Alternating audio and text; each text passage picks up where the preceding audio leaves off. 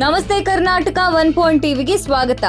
ವಕ್ಫ್ ಮಸೂದೆಯನ್ನ ಸಂಸತ್ತಿನಲ್ಲಿ ಏಪ್ರಿಲ್ 2ರಂದು 10 ಗಂಟೆಗಳಿಗೂ ಹೆಚ್ಚು ಕಾಲ ನಡೆದ ಚರ್ಚೆಯ ನಂತರ ಮಧ್ಯರಾತ್ರಿ 2 ಗಂಟೆಗೆ ಅಂಗೀಕರಿಸಲಾಯಿತು. ಲೋಕಸಭೆಯು ವಕ್ಫ್ ತಿದ್ದುಪಡಿ ಮಸೂದೆಯು 288 ಮತಗಳ ಪರವಾಗಿ ಮತ್ತು 232 ಮತಗಳ ವಿರುದ್ಧ ಅಂಗೀಕಾರವಾಯಿತು. ಪ್ರಮುಖವಾಗಿ ಬದಲಾದ ಮಸೂದೆಯು ಕನಿಷ್ಠ 2 ಮುಸ್ಲಿಮೇತರರು ವಕ್ಫ್ ಮಂಡಳಿಗಳ ಭಾಗವಾಗಿರಬೇಕು ಎಂದು ಹೇಳುತ್ತೆ.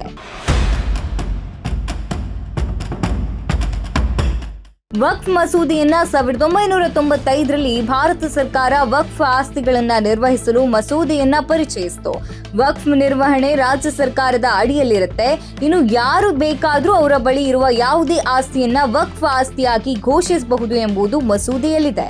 ಅದನ್ನ ದತ್ತಿ ಉದ್ದೇಶಕ್ಕಾಗಿ ಹಾಗೂ ಸ್ಮಶಾನ, ಅನಾಥಾಶ್ರಮ, ಧಾರ್ಮಿಕ ಉದ್ದೇಶಕ್ಕಾಗಿ, ಮಸೀದಿಗಾಗಿ ಬಳಸಬಹುದು. ಇನ್ನು ಇದರಿಂದ 7% ಆದಾಯವು ರಾಜ್ಯ ಸರ್ಕಾರಕ್ಕೆ ಹೋಗುತ್ತೆ.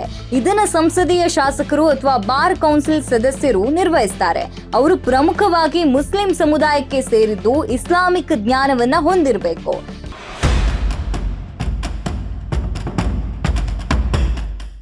ಏಪ್ರಿಲ್ 3ರಂದು ಅಂಗೀಕಾರವಾದ ವಕ್ಫ್ ಮಸೂದೆಯಲ್ಲಿನ ಬದಲಾವಣೆಗಳನ್ನ ನೋಡುವುದಾದ್ರೆ, ಮೊದಲು ತ್ರಿಪಿಟ ಸದಸ್ಯರು ಸರ್ಕಾರಿ, ಖಾಸಗಿ ಅಥವಾ ವಕ್ಫ್ ಆಸ್ತಿಯಾಗಿದ್ದರೆ ಅದನ್ನ ನಿರ್ಧರಿಸ್ತಾ ಇದ್ರು.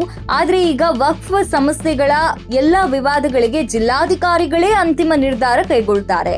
ಇದಾಗಿಯೂ ಡಿಸಿ ಸರ್ಕಾರದಿಂದ ಬಂದವರು ನೀವು ಸರ್ಕಾರಕ್ಕೆ ಮಾತ್ರ ಬೆಂಬಲ ನೀಡ್ತೀರಿ ಎಂಬ ವಿರೋಧಗಳು ಕೇಳ್ತಿವೆ. ಹಿಂದೆ ವಕ್ಫ್ನ ಸಿಇಒ ಮುಸ್ಲಿಮರಾಗಿರ್ತಾ ಇದ್ರು, ಆದ್ರೆ ಈಗ ವಿವಿಧ ಧರ್ಮಗಳಿಂದ ಸಿಇಒ ಇರಬಹುದು ಎಂದು ಇದು ಹೇಳುತ್ತೆ. ಆದ್ರೆ ಇಲ್ಲಿ ಕೇಂದ್ರ ಸಚಿವರು ಮುಸ್ಲಿಮೇತರರು ದತ್ತಿ ಸಂಬಂಧಿತ ಚಟುವಟಿಕೆಗಳನ್ನ ಮಾತ್ರ ನೋಡಿಕೊಳ್ತಾರೆ ಮತ್ತು ಅವರು ಧಾರ್ಮಿಕ ವಿಷಯದಲ್ಲಿ ಭಾಗಿಯಾಗುವುದಿಲ್ಲ ಎಂದು ಇದರಲ್ಲಿ ತಿಳಿಸಲಾಗಿದೆ.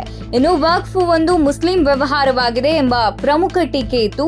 ಆದ್ರೆ ಇಸ್ಲಾಮಿಕ್ ಕಾನೂನಿನ ಪ್ರಕಾರ ವಕ್ಫ್ ಒಂದು ಧಾರ್ಮಿಕ ಸಂಸ್ಥೆ. ಈ ಮಸೂದೆ ಅಂಗೀಕಾರದಿಂದ ವಕ್ಫ್ ಕಾರ್ಯನಿರ್ವಹಣೆಯಲ್ಲಿ ಹೆಚ್ಚು ಪಾರದರ್ಶಕತೆ ಇರುತ್ತದೆ ಎಂದು ಆಡಳಿತ ಸರ್ಕಾರ ಹೇಳ್ತಿದೆ.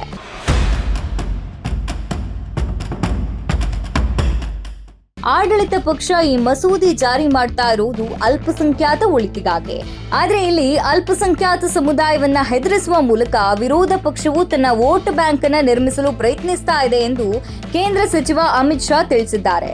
ಸರ್ಕಾರವು ಮುಸ್ಲಿಂ ಸಹೋದರರ ಧಾರ್ಮಿಕ ಚಟುವಟಿಕೆಗಳಲ್ಲಿ ಮತ್ತು ಅವರ ದೇಣಿಗೆ, ವಕ್ಫ್ಗೆ ಸಂಬಂಧಿಸಿದ ಟ್ರಸ್ಟ್ಗಳಲ್ಲಿ ಹಸ್ತಕ್ಷೇಪ ಮಾಡಲು ಬಯಸುವುದಿಲ್ಲ. ವಿರೋಧ ಪಕ್ಷಗಳಿಗೆ ಅಲ್ಪಸಂಖ್ಯಾತ ಸಮುದಾಯದ ಜನರಲ್ಲಿ ಭಯ ಹುಟ್ಟಿಸುವುದು ಒಂದು ಪ್ಯಾಷನ್ ಆಗ್ಬಿಟ್ಟಿದೆ ಎಂದು ಸಂಸತ್ನಲ್ಲಿ ಶ್ರೀ ಅಮಿತ್ ಶಾ ಒತ್ತಿ ಹೇಳಿದ್ದಾರೆ.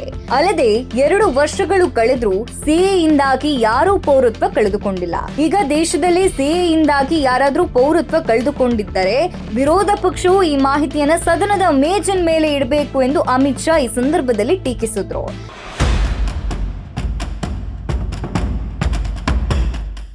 ಇನ್ನು ರಾಮ ಜನ್ಮಭೂಮಿ, ತ್ರಿವಳಿ ತಲಾಖ್ ಮತ್ತು ಸಿಎ ಸಮಯದಲ್ಲಿಯೂ ಸಹ ಮುಸ್ಲಿಂ ಸಮುದಾಯದ ಜನರಲ್ಲಿ ಭಿನ್ನಾಭಿಪ್ರಾಯ ಹುಟ್ಟಿಸಲು ಪ್ರಯತ್ನಗಳು ನಡೆದವು. ಆದರೆ ಮುಸ್ಲಿಂ ಸಮುದಾಯಕ್ಕೆ ಭಯಪಡಲು ಏನೂ ಇಲ್ಲ ಎಂಬುದು ತಿಳಿದಿದೆ. ಈ ದೇಶದ ಯಾವುದೇ ನಾಗರಿಕನ ಧಾರ್ಮಿಕ ನಂಬಿಕೆಗೂ ಹಾನಿಯಾಗಬಾರದು ಎಂಬುದು ಮೋದಿ ಸರ್ಕಾರದ ಸಂಕಲ್ಪವಾಗಿದೆ. ಹೀಗಾಗಿ ಪರ ವಿರೋಧಗಳ ನಡುವೆ ಸತತ 10 ಗಂಟೆಗಳ ಬಳಿಕ ಸಂಸತ್ತಿನಲ್ಲಿ ವಕ್ಫ್ ಮಸೂದೆಯನ್ನ ಅಂಗೀಕರಿಸಲಾಯಿತು.